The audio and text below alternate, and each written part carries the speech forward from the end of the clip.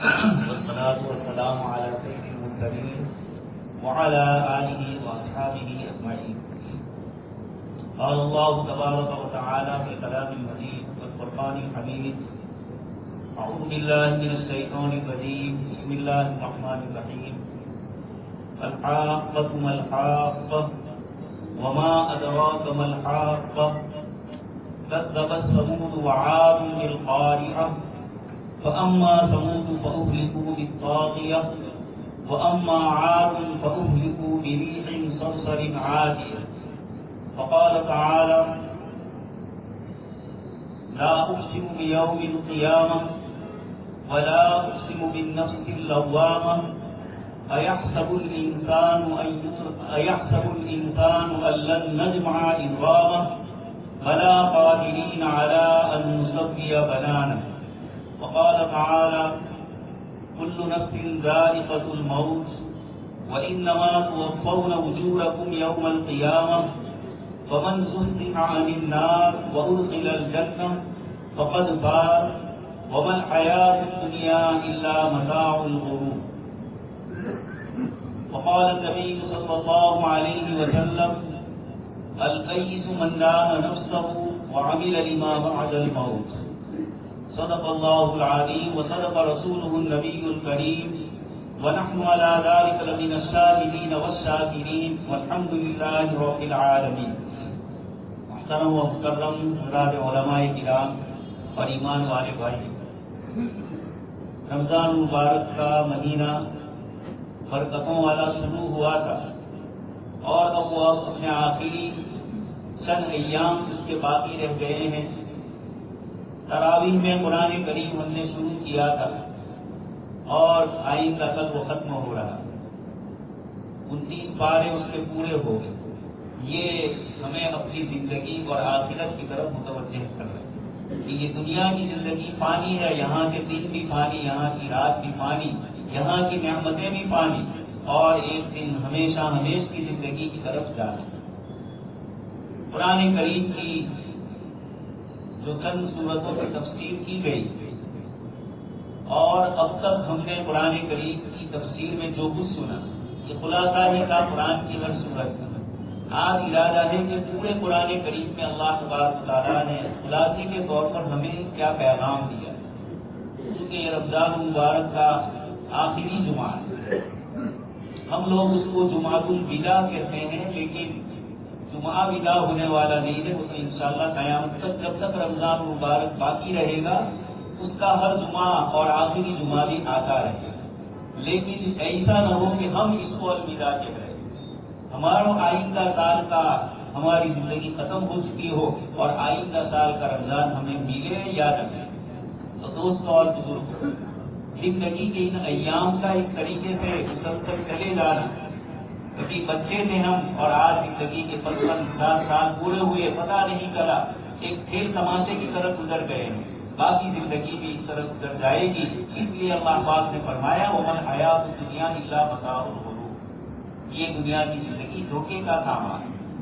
اللہ تبارک و تعالیٰ نے اپنے پاک کلام میں یہ ذکر فرمایا کہ اس پوری کائنات کو میں نے پیدا کیا ہے، اس کا خالق میں اکیلا ہوں.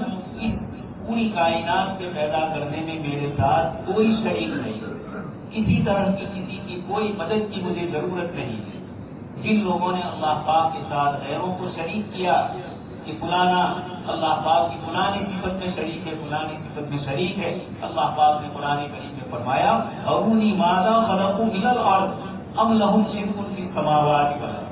تم مجھے بتلاؤ اس کائنات کی چیزوں میں کون سی چیز ایسی ہے جو ان معبودوں نے بنائی ہو، جن کو اللہ کے علاوہ پوجا کرتا ہے. چاہے وہ سائنٹیفک ہو، سائنسداں ہو، اور چاہے دنیا کے بادشاہ ہو، اور چاہے اپنے آپ کو بڑا سمجھدار اور عقل مند کہنے والے. کون ہے اللہ تبارک تعالیٰ کی اس خدائیت کے اندر شریک، اس کی خالقیت میں شریک، اس کی ربوبیت میں شریک؟ کوئی نہیں. اس پوری کائنات کو اللہ تبارک تعالیٰ نے خود ہی پیدا کیا. وہی پیدا کرنے والے اور وہی اس کی نگرانی کرنے والے ہیں. الحی القیوم، یہی اس کی نگرانی کرنے والے، اس کا انتظام کرنے والے. تو سب سے پہلے تو ایک مومن کا، ایک مسلمان کا عقیدہ یہ ہونا چاہیے کہ اس پوری کائنات کا خالق اور مالک اپنی ذات اور اپنی صفات کے اعتبار سے صرف اور صرف ایک اکیلے اللہ تبارک تعالیٰ کی ذات عالی ہے، ان کے علاوہ کوئی شریک اور شریک نہیں۔ جب اس نے خود اس پوری کائنات کو پیدا فرمایا تو اس کائنات میں اس کا نظام ہی چلے گا، اس کے علاوہ اور کسی کا نظام نہیں چلے گا۔ اس نے اپنے نظام کے مطابق ساری مخلوقات کو پیدا فرمایا، ہر ایک کو اپنے اپنے کام میں لگایا، اسی میں حضرت انسان اور جنات بھی ہے، ان کو بھی اللہ تبارک و تعالیٰ نے مکلف بنایا۔ شریعت کے احکام انبیاء کرام علیہ السلام تشریف لائے، اللہ تبارک و تعالیٰ کی طرف سے شریعت لے کر آئے اور انسانوں کو اور جناتوں کو بتلایا کہ تمہارے اوپر اللہ پاک کے یہ احکام ہے۔ سورہ رحمان نے یا معاشر الجن والانس مختلف فبأي آلاء ربكما تسنیہ کا سیدھا ذکر فرمایا، اے انسانوں اور اے جناتوں، تو یہ بھی شریک ہے، ان میں انبیاء کرام علیہ السلام نہیں آئیں گے، وہ انسانوں ہی کے تابع ہوں گے جنات، اور ان کو انسانوں میں جو انبیاء کرام علیہ السلام بھیجا تھا انہی کا متبع اور تابع بنایا۔ تراویح میں رات کو سورہ جن کی تلاوت کی گئی اور اس کے اندر جنات میں جناب نبی اکرم صلی اللہ علیہ وسلم کی تشریف آوری پر ان کے جو غلط عقیدے تھے اس کو ذکر کیا اور ان کے اوپر جو روک لگانی تھی اللہ پاک کی طرف سے پہرا قرآن کریم کی حفاظت کے لیے، اس شریعت کی حفاظت کے لیے، اس امت کی تقریب اور تعظیم کے لیے اللہ تبارک تعالیٰ نے جو انتظام فرمایا تھا، جنات اس کو ذکر کرتے۔ خیر تو بتانا یہ ہے کہ حضرت انسان اور جنات کو اللہ تبارک تعالیٰ نے اپنے احکام کا تابع اور پابند کیا۔ انسان تو ایک مختصر سی زندگی دی اور یہ زندگی حقیقی زندگی نہیں ہے، یہ عمل کی زندگی ہے، اس کے بعد ایک حقیقی زندگی آنے والی ہے۔ کلام پاک کی جن آیات کی میں نے آپ کے سامنے تلاوت کی، اللہ تبارک تعالیٰ نے اسی دوسری دنیا کے تذکرے فرمائے۔ جن قوموں نے اللہ تبارک تعالیٰ کی ہدایت کو مانا اللہ پاک نے ان کو کامیاب فرمایا، اور جنہوں نے نہیں مانا چاہے کتنی ہی اپنے زمانے کی قوت اور طاقت تھی، اللہ تبارک تعالیٰ نے ان سب کو ختم کر دیا۔ سورہ گزشتہ کل کی جو تراویح کی صورتیں پڑھی گئی، ان تمام کے اندر کثرت سے اس کا ذکر کیا گیا۔ آپ کے سامنے میں نے آیت پڑھی الحاقة الحاقة، ثابت ہونے والی پکی بات، ہونے والی چیز ہونے والی۔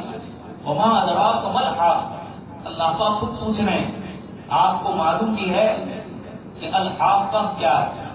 اور پھر اس کے بعد اللہ تبارک تعالیٰ نے اس کو ذکر فرمایا کہ جب قیامت آئے گی تو کس طریقے سے آئے گی۔ سورہ واقعہ میں اذا وقعت الواقعہ، انشقت، اللہ پاک نے کہیں قبر کا ذکر فرمایا، کہیں اور چیزوں کا ذکر فرمایا۔ اسی طرح اللہ تبارک تعالیٰ نے قیامت کے مناظر کو ذکر فرمایا ان صورتوں میں، اور ہمیں بتلایا کہ حقیقی زندگی مرنے کے بعد والی زندگی ہے۔ یقول الانسان یومئذ این المفر، اس دن انسان کہے گا کہ کہاں بھاگنا ہے۔ کلا لا وزر الی ربک یومئذ المستقر، ہرگز نہیں، آج کوئی بھاگنے کی جگہ نہیں ہے، اللہ تبارک تعالیٰ کے سامنے حاضر ہو۔ دوسری صورت میں فرمایا کہ انسان یہ چاہے گا کہ اپنے بال بچوں کے عوض میں جہنم سے بچ جائے، پوری دنیا کے سامان کے بدلے میں جہنم سے بچ جائے، لیکن یہ بچنا نہیں ہے۔ دوسری کچھ آیتوں میں فرمایا کہ فدیہ دینا ہو تو پوری دنیا کا فدیہ میں دے دوں، لیکن جہنم سے بچ جاؤں، اللہ پاک فرماتے ہرگز نہیں۔ سورہ الحاقہ میں اللہ پاک نے عاد و ثمود بڑی مضبوط اور قداور قوموں کا ذکر فرمایا۔ اللہ پاک نے خود یہ فرمایا لم یظلم مثلها فی البلاد، ایسی مضبوط قومیں تھیں کہ ان کے مانند میں نے خود پیدا نہیں کیا۔ اللہ پاک فرماتے ہیں ارم ذات العماد التي لم یخلق مثلها فی، لیکن ایسی قوموں کے متعلق اس آیت میں اللہ پاک نے ذکر فرمایا کذبت ثمود وعاد بالقاریہ، یہ ہلانے والی اور انسانوں کو ہلانے والی جو قیامت آنے والی ہے، قوم عاد اور قوم ثمود نے اس کا انکار کیا۔ فاما ثمود فاہلکوا بالطاغیہ واما عاد فاہلکوا بريح صرصر عاتیہ، دونوں قوموں کو اللہ پاک نے کسی کو ہوا سے، کسی کو چیخ سے اور کسی کو پانی سے، اس کے بعد قوم نوح کا ذکر آ رہا ہے، فرعون کا ذکر آ رہا ہے اسی صورت کے اندر، والمؤتفقات حضرت شاہب علیہ السلام کی قوم کا ذکر آ رہا ہے۔ یہ ساری قوموں کا ذکر کر کے اللہ پاک فرماتے ہیں فَإِذَا نُفِخَ فِي الصُّورِ نَفْخَةٌ وَاحِدَةٌ، جب ہماری طرف سے ایک مرتبہ سور پھونکا جائے اور پھر اس کے بعد آسمان و زمین کا نظام درہم برہم ہوگا۔ سأل سائل بعذاب واقع، سورہ معارج تراویح میں پڑھی گئی، اس کے اندر مکہ کے مشرکین پوچھ رہے تھے آپ صلی اللہ علیہ وسلم سے بطور تعجب کے، سوال کے طور پر نہیں بلکہ انکار کے طور پر، سأل سائل بعذاب واقع، ایک پوچھنے والا آپ سے پوچھ رہا ہے کہ قیامت کا عذاب کب آنے والا ہے، یسألون ایان یوم الدین، پوچھ رہے ہیں کہ بدلے کا دن کب ہے۔ آپ صلی اللہ علیہ وسلم کو فرمایا گیا کہ آپ ان سے کہہ دیجیے کہ میں تو بدلے کے دن کی تمہیں چیلنج اور اس کے جو خطرے ہیں اس کی طرف باخبر کرنے کے لیے اللہ پاک کی طرف سے بھیجا گیا ہوں، یہ دن کب آئے گا، ایان مرساہا، آپ کا اس سے کیا تعلق، آپ کو تو صرف ڈرانا ہے۔ آپ صلی اللہ علیہ وسلم نے فرمایا کہ میں ڈرانے کے لیے آیا ہوں، میں تمہیں وقت بتلانے کے لیے نہیں آیا ہوں۔ اللہ پاک نے اس کو لیکن فرمایا للکافرین لیس لہ دافع، یہ آئے گا عذاب اور کافروں سے، اللہ کے منکروں سے اس کا چھوٹنا نہیں ہے، بار بار کہیں گے۔ اسی لیے آگے فرمایا فَإِذَا بَرِقَ الْبَصَرُ وَخَسَفَ الْقَمَرُ وَجُمِعَ الشَّمْسُ وَالْقَمَرُ، جب سورج بے نور ہو جائے گا، چاند بھی بے نور ہو جائے گا اور اللہ پاک کی طرف سے نگاہیں چکاچوند ہو جائے گی اور نگاہیں بھی پست ہو جائے گی، ایسے موقع پر اللہ پاک فرماتے ہیں اس وقت قیامت آنے والی ہے اور کوئی کسی کا پرسان حال نہیں ہوگا۔ دوستوں اور بزرگوں، انبیاء کرام علیہ السلام کو بھیجا اللہ پاک نے اس دنیا اور یہی دعوت لے کر بھیجا کہ ایک اللہ کی عبادت کی جائے، اور انبیاء کرام علیہ السلام کو اللہ پاک کی طرف سے بھیجے ہوئے رسول مانا جائے، ان کی اطاعت کی جائے، ان کی باتوں پر اعتراض نہ کیا جائے۔ اگر تم نے ان کی سنی تو تم کامیاب ہو جاؤ گے اور اگر نہیں سنی تو ناکام ہو۔ یہ اللہ تبارک و تعالیٰ نے اعلان فرمایا۔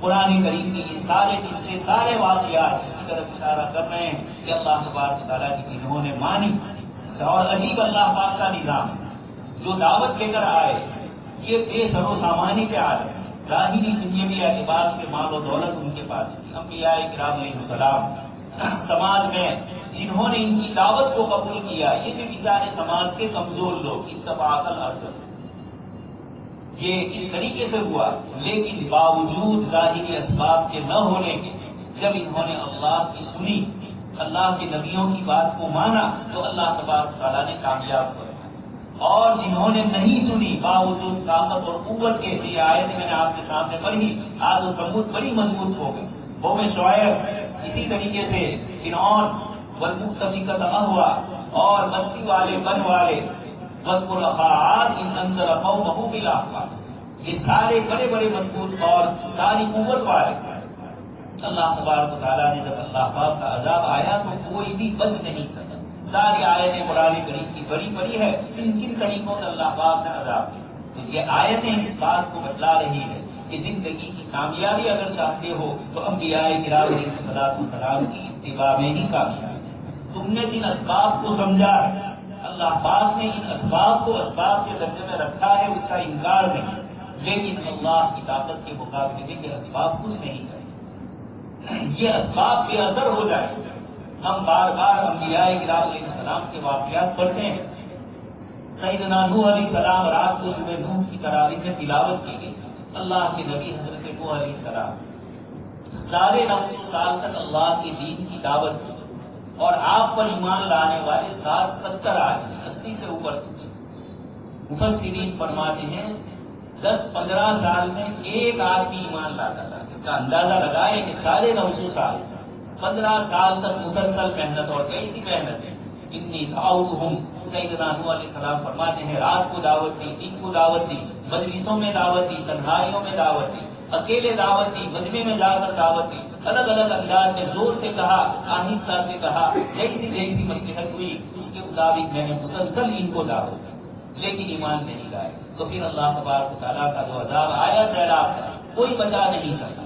آپ نے صاف اپنے صاحبزادے کو بھی فرما دیا لا عاصم اليوم من امر اللہ، اللہ کے عذاب سے آج کوئی بچا نہیں۔ یہ تو ہوا قوموں کو ہلاک، اور یہی کشتی نوح علیہ السلام کی، اتنے بڑے سیلاب میں چھوٹی سی کشتی، لیکن اللہ تبارک تعالیٰ تجری بأعیننا، اللہ پاک کی نگرانی میں چل رہی ہے، سارے بڑے بڑے محل اور ساری چیزیں ڈوب رہی ہے، اتنی چھوٹی سی کشتی کو اللہ تبارک تعالیٰ نے محفوظ فرمایا۔ تذکرۃ وتعیھا اذن واعی، یہ بطور عبرت کے ہے، اور کان کھولنے والے کان اس کو سن لے کہ اللہ تبارک تعالیٰ جب ہلاک کرنے آتے ہیں تو اس طرح ہلاکت ہوتی ہے، اور بچانے پر آتے ہیں تو اتنی چھوٹی سی کشتی اور اس کے اندر رہنے والوں کو اللہ پاک بچا لیتے ہیں۔ سیدنا ابراہیم علیہ السلام بار بار قصے سنتے ہیں، یہ کوئی صرف سننے کی چیز نہیں ہے، دیکھنا ہے کہ اللہ تبارک و تعالیٰ نے ظاہری اسباب کے طور پر کتنی قوت اور طاقت نمرود کو دی تھی۔ حضرت ابراہیم علیہ السلام بار بار دعوت دے رہے ہیں، یہ آپ کو مکمل تکلیف پہنچانے کی کوشش کر رہا ہے، لیکن حضرت ابراہیم علیہ السلام کو یہ بال بیکار نہیں کر سکتا۔ آگ میں ڈالا، اللہ تبارک تعالیٰ نے پوری برکم و سلامت فرما کر آگ سے بچایا۔ بلکہ کچھ حضرات مفسرین فرماتے ہیں حضرت ابراہیم علیہ السلام سے پوچھا گیا کہ آپ کی زندگی کے سب سے مشکل دن کون اور سب سے راحت والے دن کون؟ آپ نے فرمایا کہ جتنے دن مجھے انہوں نے آگ میں ڈالا، یہ جتنے دن میں آگ میں رہا زندگی کے سب سے پرسکون دن۔ اللہ پاک نے برکم و سلامت فرمایا، پوری زندگی آپ کی تو اللہ پاک نے امتحان میں گزاری۔ وَإِبْرَاهِيمَ الَّذِي وَفَّى، اور آدھی ہر امتحان میں آپ کامیاب ہوئے۔ وَإِذِ ابْتَلَىٰ إِبْرَاهِيمَ رَبُّهُ بِكَلِمَاتٍ فَأَتَمَّهُ۔ یہ سیدنا ابراہیم علیہ السلام، دنیا یہ دیکھ رہی ہے کہ اپنی اولاد کو بسایا جائے شہروں میں، اپنی اولاد کو بسایا جائے جہاں روزی روزگار کے اسباب، یہ بالکل فطری اور نیچری بات ہے۔ ہر آدمی کوشش کرتا ہے اپنی اولاد کو اچھی سے اچھی چیز۔ حضرت ابراہیم علیہ السلام کو حکم ہو رہا ہے کہ آپ کو شام کا، سیریا کا سرسبز و شاداب علاقہ الذی بارکنا حولہ، اللہ پاک نے جس کو برکت والا بنایا، اس کو آپ کو چھوڑنا ہے، اور ایسا ریگستان دیوار غیر ذی زرع، دور دور تک جہاں ریت ہی ریت، اس کے علاوہ کچھ نہیں، اپنی اولاد کو وہاں بسانا ہے، اپنی بیوی کو وہاں چھوڑنا ہے۔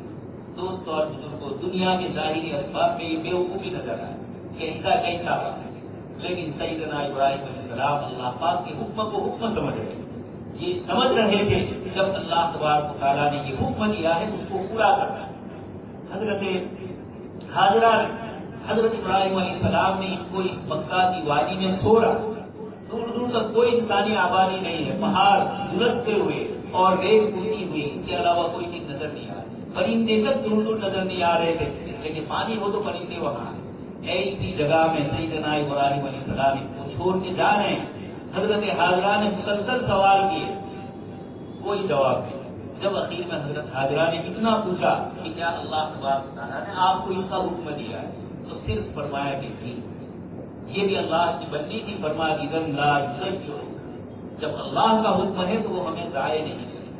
یہ واقعات قرآن کریم ہمارے سامنے کیوں ذکر کر رہا ہے؟ دوست اور بزرگوں، ایمان والوں کے ایمان میں اللہ پاک کی طرف سے پاور پیدا ہو، بہترین چارج ہو ہماری ایمان کی، اس کے لیے قرآن کریم کے یہ واقعات اللہ پاک ذکر فرماتے ہیں کہ ظاہری اسباب کچھ نہیں ہے، لیکن آج سیدنا ابراہیم علیہ السلام اس بے آب و گیا میدان میں دعا کر رہے ہیں کہ باری تعالیٰ وارزق اہلہ من الثمرات، کہ اس کے رہنے والوں کو آپ پھل دیجیے، یجبا الیہ ثمرات کل شیء، دنیا بھر کا پھل اور فروٹ اور دنیا بھر کی عمدہ سے عمدہ چیز، ثمرات فرمایا ابراہیم علیہ السلام نے دعا ہے، اللہ پاک فرمانے یجبا الیہ ثمرات، ہر چیز کا خلاصہ اور نچوڑ عمدہ سے عمدہ چیز اللہ تبارک تعالیٰ وہاں پہنچا رہے ہیں۔ یہ تو خود پانی کے بغیر رہے، پریشان رہے، لیکن اللہ تبارک تعالیٰ نے ان کی ان دعاؤں کو قبول فرما کر قیامت تک کے لیے زمزم کے پانی کو کس طریقے سے آبا، ریت ہے، ریت میں پانی کا کسی طرح تصور نہیں، لیکن حضرت اسماعیل کے لیے اللہ تبارک تعالیٰ نے زمزم کا آغاز فرمایا، اور لاکھوں اور کروڑوں انسان اس پانی کو پی رہے ہیں۔ پہلے تو صرف حج کے لیے جانے والے پیتے تھے، اب تو دنیا بھر کے اندر آنے لگا اور لوگ اس کا کاروبار کرنے لگے۔ اس طریقے سے اتنی مقدار میں اللہ پاک نے پہنچایا، یہ ان کی قربانیوں کے ذریعے۔ بتلانا یہ ہے کہ ایک طرف وہ ماحول تھا جس میں ظاہری اعتبار سے انسان کے لیے کوئی روزی روزگار کے اسباب نہیں، لیکن اللہ کا حکم ہوا اس طریقے سے۔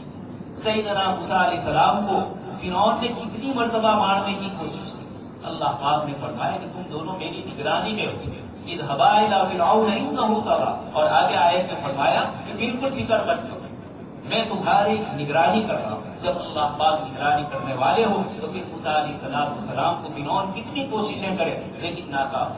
دوستو اور بزرگوں، یہ واقعات ایک طرف ان کا ایمانی پاور اور دوسری طرف اسباب کا نہ ہونا، اور اللہ کی ذات پر بھروسہ کرنا.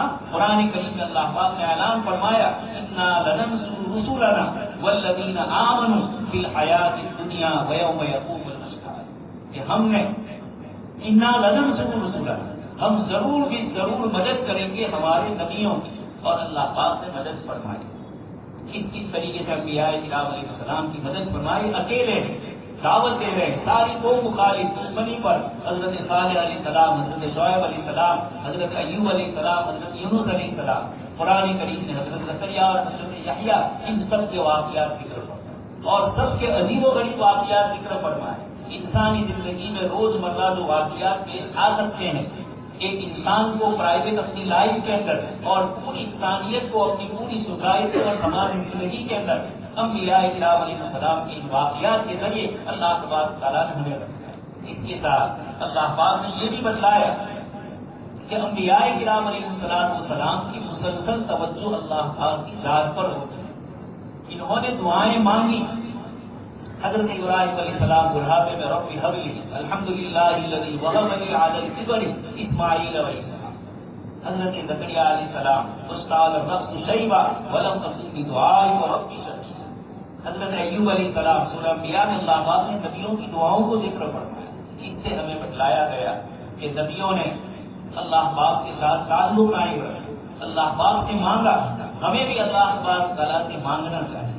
ابراہیم علیہ السلام نے یہ ساری قربانیاں دی، لیکن اللہ تبارک تعالیٰ کی بارگاہ عالی میں کعبۃ اللہ کے پیچھے تو کعبۃ اللہ کی عمارت بھی نہیں تھی، اور حضرت اسماعیل اور حضرت حاجرہ کو چھوڑ رہے ہیں اور پہاڑ کی اوٹ پہ جا کر ان کے لیے دعائیں مانگ رہے ہیں. اور سب سے پہلے بت پرستی سے ان کی اللہ پاک بچائیں کہ ان بتوں نے لوگوں کو بہت سارا گمراہ کیا ہے، بہت کچھ ستایا. حضرت ابراہیم علیہ السلام نے بت پرستی سے اللہ کے ساتھ غیر کو شریک کرنے سے سب سے پہلے اپنی اولاد کے لیے اللہ پاک سے دعا مانگی کہ انہوں نے بہت لوگوں کو ستایا. اضللن کثیرا من الناس. اس لیے سب سے پہلے بت پرستی یہ ہمیں بتلایا کہ ہم اپنے اولاد کے لیے توحید مانگیں، قرآن کریم کی تفسیر سمجھیں سنیں. اللہ پاک نے 30 پاروں میں ہمارے لیے کیا پیغام دیا، یہ سب سے بڑی ضرورت ہے. آج امت قرآن کو چھوڑ کر دوسری چیزوں کی طرف لگ گئی.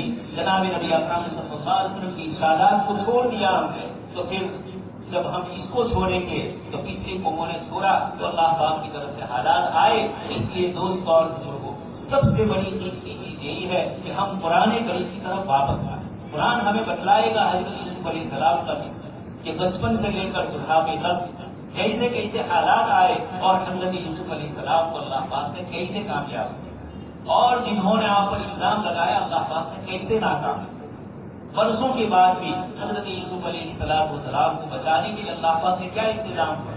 برسوں جیل میں رہے، بادشاہ کے خواب کی تعبیر بتلائی اور بادشاہ کو پسند آ گئی اور اس نے کہا کہ ایسا شخص جیل میں نہیں، یہ تو بادشاہ کے محل میں ہمارے مشیر ہونے چاہیے. مشورے کے لیے ایسے آدمی کی ضرورت. لوگوں نے آپ کو جیل میں ڈالا، اللہ پاک نے آپ کو وہاں سے محل میں پہنچایا. یہ آیات ہمیں بتلاتی ہے کہ جب مومن اللہ کے احکام کی پابندی کرتا ہے تو ظاہری احوال چاہے کتنے نادرست ہو، اللہ پاک جب چاہتے ہیں اپنے بندے کو عزت کہاں سے دیں. حضرت یوسف علیہ السلام شاہی محل میں آنے سے پہلے صفائی کروا رہے کہ میرے اوپر ایک الزام لگایا گیا تھا، اور جب تک اس الزام کی صفائی نہ ہو میں اگر یہاں حکومت پر آؤں گا تو پھر سے دوبارہ اس الزام کے مطابق میری طرف لوگوں کی نسبتیں ہوں. اس لیے ماں بال النساء اللاتí قطعن ایدیہن، ان عورتوں کا کیا ہوا جنہوں نے انگلیاں کاٹی، پورا قصہ ہے. اس کے بعد ان عورتوں کو بلایا گیا اور انہوں نے سب نے کہا الآن حصحص الحق انا راودته عن نفسی وانہ لمن الصادقین. زلیخا جس نے آپ پر الزام لگایا دوسری عورتوں کو شریک کیا، ان سب نے قبول کیا کہ یہ ماں ہادہ یہ ان ہادہ الا ملک کریم، یہ انسان ہے لیکن صفات ملکوتی فرشتوں والی صفات ہے اور اس سے ہم نے کوئی برائی نہیں کی. اور زلیخا نے بھی کہہ دیا الآن حصحص الحق. جب حق بات واضح ہو اللہ پاک کی طرف سے جو الزام لگاتا اس کی صفائی خود الزام لگانے والے کی زبان سے مجمع عام کے اندر شاہی محل میں سب کے سامنے ہو. یہ اللہ پاک اطلاع میں ہے کہ جب ایک مومن اور ایک مسلمان صاف دل ہوگا، اگر وہ اللہ تبارک و تعالیٰ کی طرف متوجہ ہوگا تو زندگی کے حالات میں کہیں زندگی کے اسباب ظاہر میں آئیں گے، کہیں میڈیا کی نظر آپ چل جاؤ گے لیکن اللہ تبارک تعالیٰ کی میڈیا سے بڑھ کر کسی کا نہیں ہے. وہ عزت سے کیسے ذلت کے نقشے بناتے ہیں اور ذلت سے کیسے عزت کے نقشے بناتے ہیں. یہ اللہ تبارک تعالیٰ کی ذات ہے. وہ تو عز من تشاء و تذل من. اس لیے دوست اور بزرگوں، ان سب باتوں کا خلاصہ یہ کہ انبیاء کرام علیہ السلام کی ماننے میں کامیابیاں ہوئی، اور ایک مومن اور ایک مسلمان یہ سمجھ رہا ہے یہ دنیا کی زندگی اصل نہیں ہے. اصل زندگی مرنے کے بعد کی ہے، جن کی آیات میں نے آپ حضرات کے سامنے پڑھی. ان آیات میں اللہ تبارک تعالیٰ نے ہمیں آخرت کی طرف متوجہ کیا اور یہ فرمایا کل نفس ذائقۃ الموت، ہر نفس کو موت کا مزہ چکھنا ہے. فمن زحزح عن النار وادخل الجنہ فقد فاز. جو شخص آگ سے بچا لیا گیا، فمن زحزح عن النار وادخل الجنہ، اور جنت میں داخل کر دیا گیا، یہ کامیابی ہے. اللہ پاک کے یہاں آخرت کی کامیابی جہنم سے بچ جانا اور جنت کا راہ. ومن زحزح عن النار وادخل الجنہ فقد فاز وما الحیاۃ الدنیا الا متاع الغرور. اور دنیا کی زندگی دھوکے کے سامان کے علاوہ کچھ نہیں. آپ کے سامنے جناب نبی اکرم صلی اللہ علیہ وسلم کی روایت پڑھی. آپ نے یہ ارشاد فرمایا الکیس من دان نفسہ وعمل لما بعد الموت. عقل مند آدمی وہ ہے جو اپنے نفس کو پہچانے. ہم میں سے ہر ایک اپنے نفس کو پہچانتا ہے. نفس کتنا دھوکہ دے گا، ایک مرتبہ دو مرتبہ. انسان کسی کو فرمایا علی نفسہ بصیرہ ولو القی معاذیرہ. اسی صورت میں لا اقسم بیوم القیامہ میں آگے فرمایا کہ انسان کتنا ہی گزر کرے یہ خود جانتا ہے کہ میں گنہگار. انسان سے مراد یہاں نافرمان اور کافر مراد ہے. اللہ پاک فرماتے ہیں ولو القی معاذیرہ، یہ گزر کرتا رہے. لیکن اس لیے سب سے بڑی چیز ہے الکیس من دان نفسہ. دنیا میں عقل مندیاں کسی کو پریشان کرنے میں، کسی کے ساتھ چیٹنگ کرنے کو عقل مندی سمجھی جاتی ہے، کوئی بڑی ٹیکنیکل چیز کرنے کو عقل مندی سمجھی جاتی ہے. اللہ کے رسول صلی اللہ علیہ وسلم فرماتے ہیں عقل مند وہ ہے جو اپنے نفس کو پہچانے اور پھر کیا کرے وعمل لما بعد الموت، فوراً اس کے بعد عمل بھی.